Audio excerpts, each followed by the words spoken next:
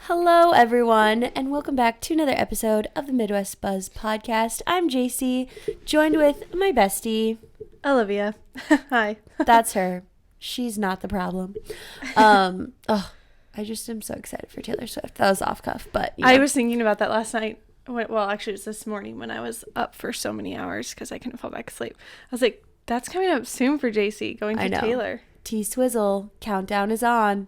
Crazy. Yes. But you guys, today we are hopping into a fun episode on something that is very near and dear to mine and Olivia's hearts because we're in the industry. Yes. And that is what you should ask your wedding vendors when booking.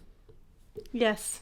All the nitty-gritty details that you need. I feel like this is engagement season between I don't know, what is it? I think there's stats on this, but between Thanksgiving and Valentine's Day, 60 to 70% of people get engaged within that time frame. So I've seen a lot of engagements. Yeah, so I have too. So if you are one of those percentages and you are trying to plan a wedding, this episode is for you. Yes. And if you're like, I'm not really planning a wedding, just listen to it anyway and share it to your friends who are recently engaged. Yeah. Maybe you're in a wedding or someone's getting married. I have 2 brothers getting married this year, so hopefully their fiancés are listening. Yes. Shout out to you guys if you are. Shout out to Olivia's future sister-in-laws who are big supporters of the podcast. Yes. We love you. Yes. I'm shooting one of them, so that'll be fun. No, so basically we're just going to kind of go over the different, I'd say your top 5 biggest vendors that you'll probably book that are kind of the most important. Yeah. We're not going to list every single little thing, but right. These are the first ones that you go for. The big 5. We're going to start out with our favorite things, which is photography and videography. Because we know the most about that. Yeah. Okay, what's your first thing? So obviously I get a lot of inquiries, and I think before we go into I guess the niches, I was just going to say a few things. Okay. So when you are starting out to plan your wedding, the biggest thing that any vendor is going to want to know is your date. Yes. Do they have it available? So if you're still kind of wishy-washy on what the date is, maybe try to get that nailed down. And maybe that is checking with the venue and saying, okay, we for sure want this venue. These are the dates they have open. You pick one and then you go forward booking other vendors. That might look differently if, say, your priority is that you have to have a certain videographer. Right. Maybe you're going off of their schedule. So prioritize what vendor is the most important to you. Yeah. I know that there are people who maybe it's a band. Maybe they are like, hey, for our wedding, we have to have this band and we're going to see what dates they have open and then customize everything else around them. Yeah. And we've kind of talked about that before too. Where if you have your photographer that you want, then you go with the dates that they are free. And And I have brides do that. It's super flattering. Yeah. Because you're like, you want me? Little me. Yes. So that is probably the biggest thing you're going to be asking a vendor is even if they have your date available. Right. Just because you don't need to look at their packages if they're already booked. Right. So when you reach out to, I think, a photographer, I think the big things are asking, do they have this date available? If they're willing to travel, depending on where they're located and where you're located. I don't have a lot of people ask me this, but I always am totally cool when they do, is ask for a full wedding gallery. Say you're getting married, if you guys are local, say you're getting married at the Dakota Event Center and you're like, hey, this is where we're getting married. Do you have a full gallery that I can view from somebody's wedding day that you've shot so that I can see what your photos look like? And the reason I say that is because a lot of photographers can take really pretty golden hour photos. Right. And that's what you'll see on their Instagram. Yes, and that's what you see on their Instagram. That's what you fall in love with. Or, maybe they have beautiful photos of getting ready, but the room that you're getting ready in is not that type of a room. Right. Like, be realistical, knowing like where you're getting ready, where you're doing photos, where your reception is, and then ask them for a gallery that's similar to that. I have a bride that's getting married in New Life, and for those of you who guys don't know, like, New Life has zero natural light. It is a very dark church. Yeah, it's like more like an old business building. Yes, it's not a traditional church. And so she had asked, like, hey, can I see a gallery of what that looked like in photos? Because she was nervous about the lighting. Yep. And I was like, hey, this is a scenario, like, this is what it looked like, and here's what I can do. Just so that you're like fully aware of what their work looks like. If you have been following them on social media or know them personally or have been in a wedding that they've shot, you probably know their style. You probably know what they're going to deliver, especially like word of mouth. If one of your friends or someone you know has had them shoot a wedding and they're like, hey, loved working with her, great photos, don't regret anything, obviously you can take that for a lot too. But I just think getting a full gallery is kind of a good idea. Yeah, I like that. That's really good. And then just like asking kind of like, hey, what would happen if, like, and a lot of this should all be covered in a contract when you're booking with a photographer, but asking like, what would happen if you're sick and can't come to the wedding, or what happens if something happens and we have to move our date. I'm really hoping that nothing like COVID happens again. Right. But that happened to a lot of my brides where they had to move their date, not due to their choice, but because of like the venue wouldn't, like the venue closed down. So just kind of be aware, like, really, I know that everyone just signs the contracts without looking. But read the contract. I think that that's something that's beneficial to do. A lot of times I'll have brides and grooms who are like, hey, we're definitely interested in booking. Could you send over the contract just so we can look at it before we sign? Yeah. And I'll just send it over, let them look at it, and then go from there. Yeah. And I think for mine anyways, mine is like a 1-page contract. It's not super long. Yeah. Maybe I would say like mine's one like and a half or something. Page and a half. Yeah. So it's pretty easy to read over, and it's probably very similar except for replace photo with video. Yeah. And I think that personally mine is very like worded very easily to read. Same. It's not like a bunch of jargon. Super, like legal. Yeah. Legalese. Things. Yeah. Yeah, that's good. And then another thing to make sure you just know up front is like, when are your payments due? This can go through any vendor on the list. Knowing what their deposit is. Generally a deposit you will never get back if you were to cancel or change your date or anything like that. That's in the contract too. Yes. So you can see that. Typically a deposit is never going to be returned. So just keep that in mind. And then also know like when the rest of your payments are due. So like, everyone's going to vary a little bit. I take a 50% deposit. I know a lot of photographers that are like 30% down. And then, like if you are like, hey, we would like to set up a payment plan, see if they're willing to work with you on that. Some are, some aren't, but there's no reason that you can't ask. Yep. Absolutely. Anything big on video? It's very similar. Yeah. I would say. Yeah. It's like, obviously you're going to see if they have the date open, because then if they don't have your date, then you don't want to continue the conversation. Yeah. It's pointless. But oh my gosh, sorry to interrupt you. No, but pause. Good. When they tell you don't have, or like if someone sends you and like you're inquiring with people, say you inquire with 4 photographers and they send you your stuff, at least send them an email back saying, thanks, I'll look at it and get back to you. Yeah, that's so true. If you've booked your videographer, but you inquired with 4 of them, send out, it takes you 5 seconds. Send out an email. It says, hey, thanks for your information. I booked somebody else. Love your work. Yeah. Period. Oh, it would help so much, because I have to go through those emails and just be like, well, they didn't respond. So it's very annoying. Yeah. Like, and we're not going to take it personally. You inquired. We get it. You probably asked 5 other photographers, 5 other videographers. Yeah.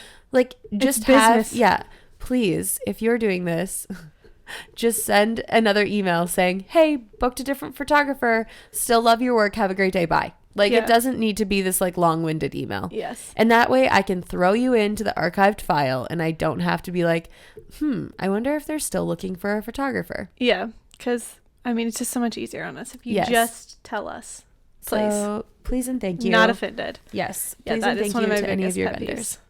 I think just like what you were saying about videos similar to photo is when you guys do look into videographers, anyone can have really pretty clips on. Yes, especially what they post on Instagram. They're going to post their best stuff to attract you to them. Teasers, sneak peeks, and there's nothing wrong with like that. Maybe ask for a full video. Yeah. Usually their websites have, galleries, or if they have a YouTube channel, because they can just put a bunch of videos up there. Yep. And that's what I do. So if ever you wanted, to look at a videographer's work, just ask. Yeah. And I'm sure they'll be more than happy. Yeah. If they're not, then that's sketch. Yeah, true.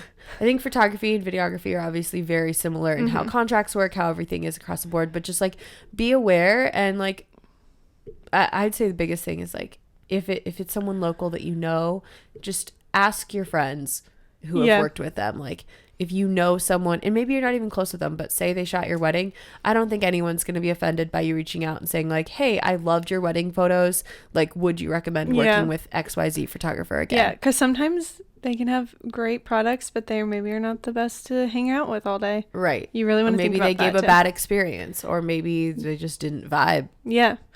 Another thing is, if you get further into the conversation with the videographer, asking about if audio is important to you, like if you want your vows captured, or if you want like tidbits throughout the day, you can ask them do they capture audio. You can ask them what's their camera setup for ceremonies, if you're wanting to like have good coverage for that. And then also, if you're not wanting to purchase the full ceremony right away, do you ask if they still record that, so that at a later date, if you could purchase it. An option later, yeah. Because sometimes you don't want to purchase it right away, or you're not in the financial place to. But if they hold on to it, like I always have my couples, so that if later they wanted to purchase it, they could. Yeah.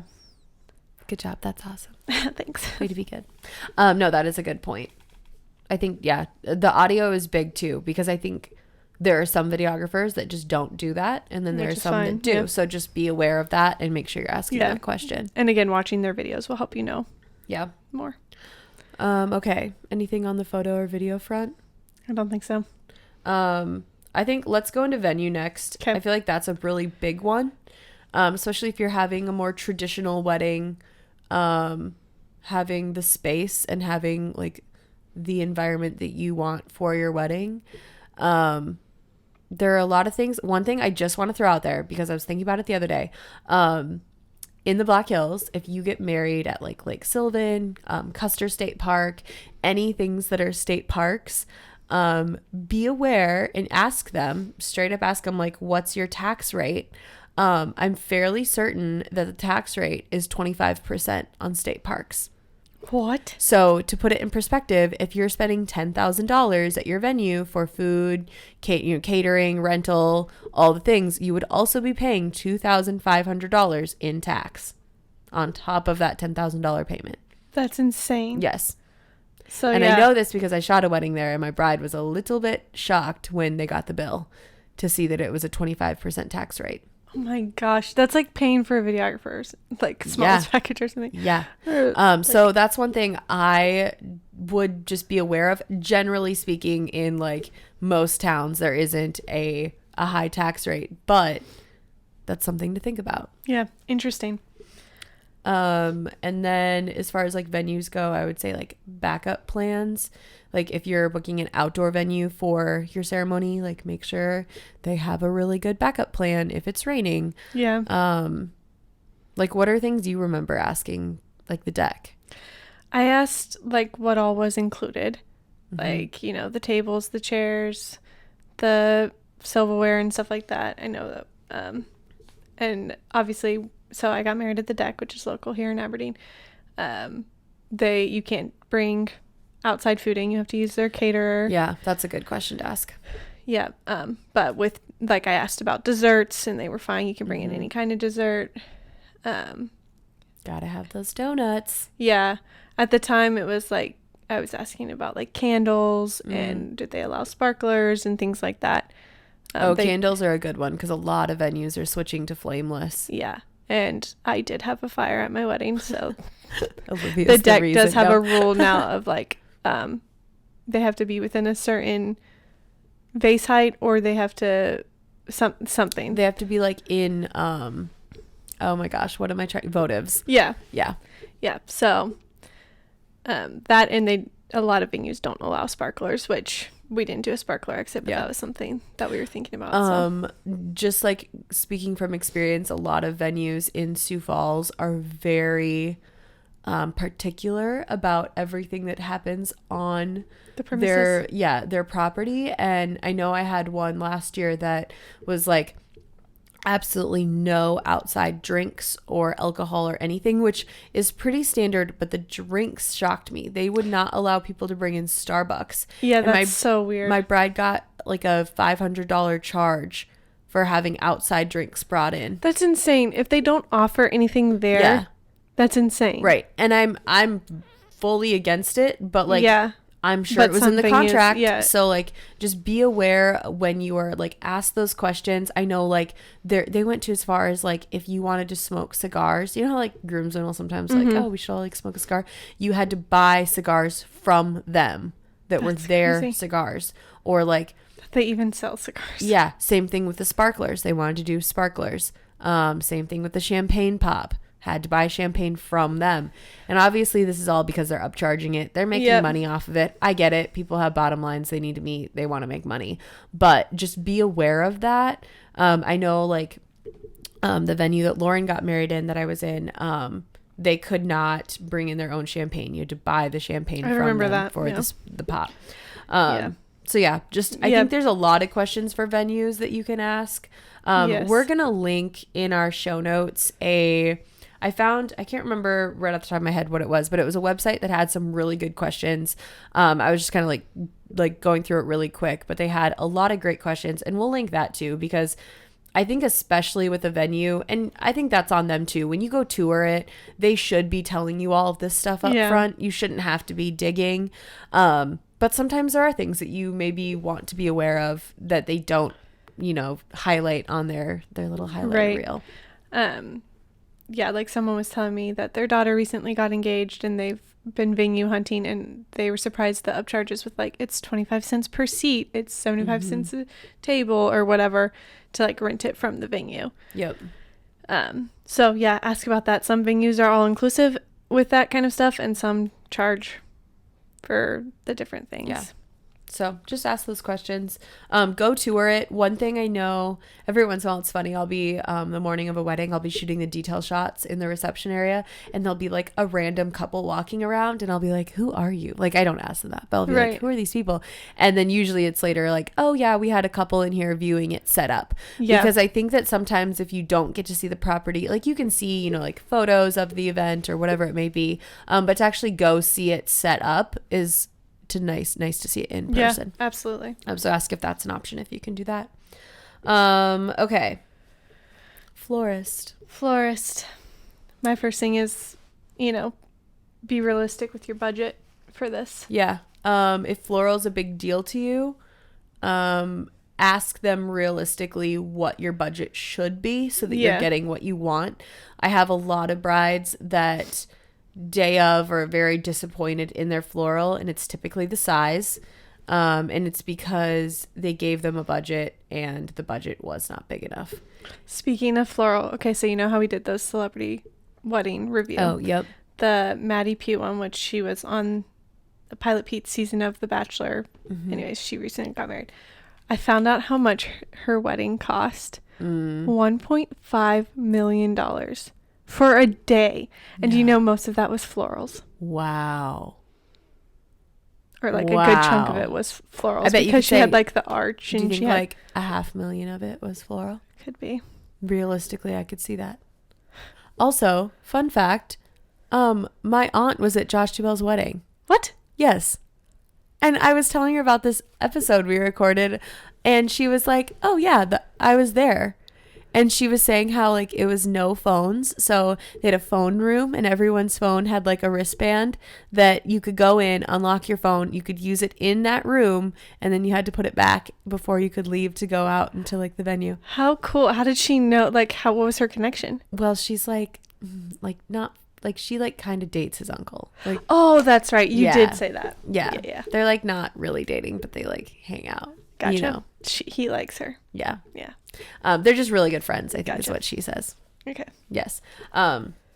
Anyway, yeah, I just thought that was crazy because I'm like talking about it here. My aunt was at it. We could have had like firsthand experience. Yeah, seriously. But yeah, another thing with floral, I'm a big proponent of real live floral, but if you are getting married in the winter, realistically, that's not a good idea. With floral freezes so quickly, Yeah. transporting it is hard. Obviously, you're going out to do photos, it's hard. I would really encourage you to do dried floral. I think it's beautiful. Also, we can shout out Meg. Oh yeah, my sister-in-law is doing like dried floral arrangements. What is it? Key Design Design Co. Yeah. That's one thing. Like, if you don't want to work with a traditional florist, if you're doing dried, find someone who does it, because I love dried floral. Yeah, very pretty. But and unique, and then it's already dried, and you can just save your bouquet forever. Yeah. Oh, for sure. I love dried bouquets. I have that one from Floral and Fedora that we did. Still looks so pretty in the studio. That's almost been a year. Yeah, it has. It was 1 year ago because it was right before your birthday. Yeah. Yeah. Yeah. Because my time hop. Crazy. Yeah. Yeah, because last year on my birthday, we were cleaning up from the Floral and Fedora. Yeah, shout out to Blevior Designs. Always. You guys, I'm so bad with things. Blevior Designs. She is amazing. Find a florist that you really love. Yeah, that you really vibe with. They can make or break how you feel about a lot of your photos. I've had brides who have been like, I don't even want my bouquet in my photos because I don't like it. And it's like, gosh, that's sad. Because you spent probably $300 on it. You probably spent a chunk of money on this, and like, be so transparent with what you want and make sure that you are on the same page with the person designing that bouquet. And maybe floral isn't as big of a deal to you as it is to me. I just love bouquets. Yeah. If it's not a big deal to you, then whatever. Do what your heart desires. And that to be said, I've had people who I know, floral was not a big deal to them, and they were like, hey, we're gonna like drop the budget on that because we really want maybe this type of a dessert bar, and that's going to cost more, so we're going to move the budget over there. If floral actually isn't what you love, don't spend the money on it then. Yeah. I know, like, for us, our floral budget was a lot lower because like I prioritized photo and video. Yeah. And so we just like, the guys' boutonnieres didn't have flowers in them. The girls' bouquets didn't have flowers in them. They were just greenery. Yeah. And so there are tasteful ways to do it, and still have it be really pretty. Like, I'm looking at the picture right there. Oh yeah, that looks beautiful. There was no floral in it. It was greenery, but it looked gorgeous. Yeah. Yours also had floral, so that kind of mine like was tied the it in well. White peonies and roses. Which my wedding was in May. It wasn't that cold, and still some of my flowers started wilting because it was like a little bit cold. So that's a winter weddings. Yeah, which that's not even winter. Anything else on floral you can think of? Oh, I did say one thing just to be aware of is there are certain flowers that are going to be in season that are going to probably lend themselves, like they're going to be at their peak. So like say you want peonies and it's February, they're not going to be because they were just coming into season when I got them in. Yeah. So just ask them like, hey, I do really love these flowers, but maybe ask like what would be most ideal in my season. Like, what am I going to get the most beautiful flowers out of? Yes, absolutely. And that will save you money, too, because it's easier. True. Okay, another one of the top 5 would be your band or your DJ. I have said this so many times, like, for the reception, a DJ can make or break your wedding.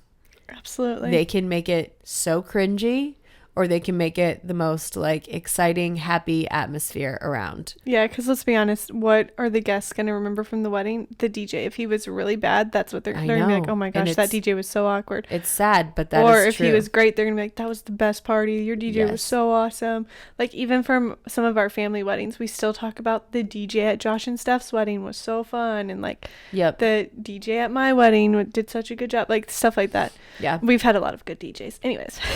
No, it is. I don't mean it in a like, oh, it makes or break your wedding day, but like it is what, and I think it's because it's the last thing you remember. Yeah.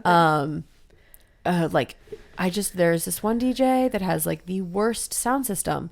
I don't know how he's still DJing weddings. It sounds horrible. And it's like, so make sure you're asking, like people that and honestly, most vendors, I would say, go with someone that you've been at a wedding, that they've done it and you've seen them work, and that's why you booked them. Mm-hmm. Chances are you've been to a wedding where you did have a really great experience with the DJ, and that's who you want at your own. Yeah. And that was one of my points. I said, like, go watch them play. If it's a band, ask them like what range of genre they have, if they can do certain songs, if you want certain things for your first dance. There was a lot on the website of questions to ask about this category. So I'm definitely going to say recommend go looking at that. Yeah. One thing I would say is, like, are there certain songs that you don't want played? Are they going to respect that? Is time like, can you buy more? I know that a lot of DJs have set packages, like we play till midnight. Depending on the venue you're in, the venue might close you down at midnight regardless. Right. But is it something where you're like, hey, like, would you, what's the hourly rate for you to keep playing an hour later? Right. And just like know kind of that cost up ahead of time. I feel like sometimes, especially in like small town weddings, it never fails. Like, people are just like throwing money at the DJ, like, hey, play longer. Yeah, you had that one wedding last summer. Yeah. Yeah, that's crazy. You had a really good DJ experience. Do you like... My gosh, he's moving so much right now. Little man. Sorry, what? Do you have some input on DJs? Oh, yeah. So he was just good. I think my dad had known him, and then I think I had worked with him maybe at 2 weddings previously. Yeah. And so I had seen that he was like good at getting the crowd involved. He was good. Mm-hmm. Like, he sounded good on the mic. He didn't stay on the mic too long. And like, he played the songs you wanted. Yeah. And he did requests for guests, and like, he timed things nicely. Yeah. My least favorite thing is when a DJ is just like plays a ton of fast songs with no breaks, or he's like, slow song, fast song, slow song, fast song. So, like, doesn't know how to like work the crowd. Good feel for the room. Yeah. So I agree. I think that's important. Like I said, if you've never been at a wedding that this DJ is shot that you're looking at, find someone that has, and yeah, just ask all those questions. Yeah. Okay. Last thing is the caterer. The caterer. And the biggest thing you should be asking your caterer is what they have for gluten-free options for JC. I'm just kidding. But for real, food allergens are very prominent. And if you do have, whether it be bridal party, yourself, friends, family, that maybe are like dairy intolerant or vegan, or those vegans. Poor Lindy, you're always just making fun of her. Gluten-free, vegan, vegetarian, whatever it may be. It is a good question to ask. Like, hey, like, do you have like accommodations for them? Yeah, absolutely. Yeah, like Adam has a cousin who's extremely celiac, and like, she can't even have things that have touched. Oh wow, it makes her that would be react. Hard. Yeah, she gets like headaches and stomach aches and all the stuff. Yikes. So it's important to know your guest and your family, and see if the caterer accommodates that. Do the tastings. Yes. See what you really love the most. You can do tastings with multiple caterers. Yeah, go make them date nights, you guys. Yeah, super fun. Cake tastings, another great date night. Yeah. No, I would also just say, like, depending on the venue that you're booking, a lot of venues do have caterers that they recommend that have worked well in their space before. So I would definitely ask your venue, like, hey, who is on your preferred vendor list? Yeah.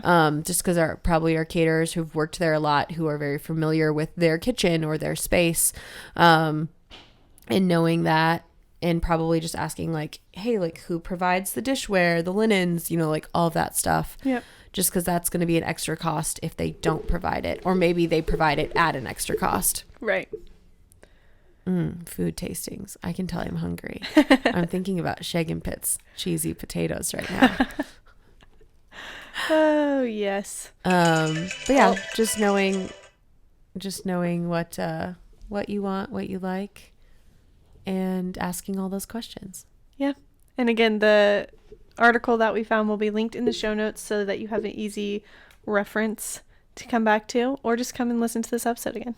Yes. Like we said, share this episode with your friends that are recently engaged. They will love you for it. And if you guys would go leave us a review, we would love you forever. Yes. Thanks so much for listening, guys. We hope you have a great day. Bye. And